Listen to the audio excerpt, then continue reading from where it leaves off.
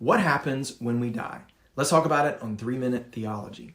This is part 7 of a series on understanding the afterlife. So far, we've talked about what happened when people died before Jesus. Now let's answer another important question. What happens when we die today after Jesus' resurrection? Now, there's debate over this, but let's talk about the 3 dominant ideas. First, there's the concept of what's called soul sleep, which states that instead of going to heaven or Hades when we die, we enter an unconscious state until the final resurrection. This concept comes from terminology in the Bible that says that a person who has died is asleep. However, I think if we consider everything else I've shared in these videos, it seems like the Bible teaches that we're very much aware of what's going on after death. In Jesus' story from Luke 16, there is even a conversation between the 2 compartments of Hades.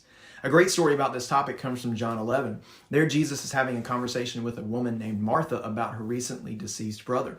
Jesus tells her that her brother would rise again, and Mary acknowledges the commonly held Jewish belief that her brother would live again after the resurrection. But notice how Jesus responds. He says, "I am the resurrection and the life. He who believes in me will live even if he dies, and everyone who lives and believes in me will never die." I think he's talking about our soul and spirit continuing to live after our bodies die. So I think the sleeping terminology is probably a metaphor that describes what our physical bodies do when they die. They sleep while our soul and spirit continue to live. The second view is the Catholic belief in purgatory. They say, and this is from the Catechism of the Catholic Church, that all who die believing in God must undergo a purification process to achieve the holiness necessary to enter heaven. Well, let's try to find this in the Bible.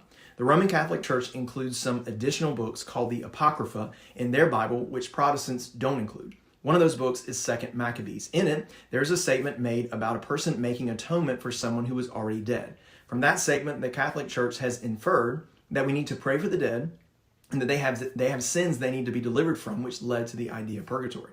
Now, as I often say, we have to build theology on more than one verse. So let's look at all the other evidence we have. 1 Corinthians 3:13 through 15 is the closest verse to the idea of purgatory in the Protestant canon of the Bible, and it says that the quality of our works or deeds will be tested by fire on the day of judgment. If they're good, there is an eternal reward. If not, no reward. Then it says if anyone's work is burned up, he will suffer loss, though he himself will be saved. Notice that this describes a single event and has nothing to do with salvation. The person described here is still going to heaven. There just seems to be an evaluation of the works they did that affect the rewards they receive in heaven.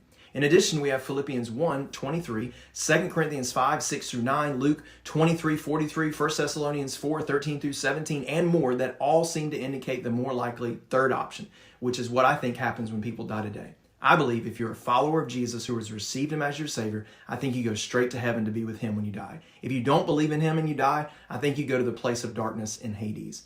On next week's 3-Minute Theology, we'll unpack the different ideas about what will happen in the future when we get to final judgment. Until next time.